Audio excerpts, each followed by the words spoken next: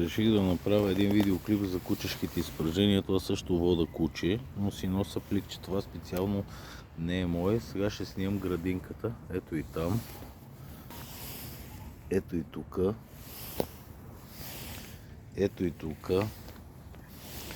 Ето и там. Това е в ЖК Свобода. Аз не знам, комета не може да се справи с бокуците, не може да се справи с кучешките лайна. Сигурно тук в този квартал, освен моето, още 7-8 кучета са регистрирани. Ето още. Ето още. Там в далечината виждам също още. Малко пред кофата ще потърся по-нататък. Имаше от големи кучета, дето трябва сигурно кофа да си носят. Не знам, според мен решението е, като си не носят такива турбички за събиране, някакви 200-300 евро глоба и да се решат нещата.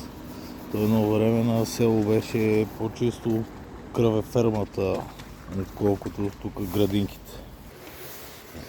И това е, което исках да кажа, че собствениците на стопаните, по-точно на кучета, е малко по-отговорно да се отнасят, защото нито община я интересува, нито никой.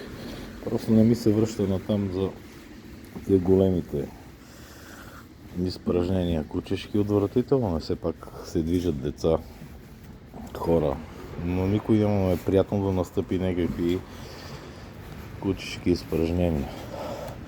Това е просто призива ми да са малко по-отговорни собствениците на домашни любимци. Да не кучета.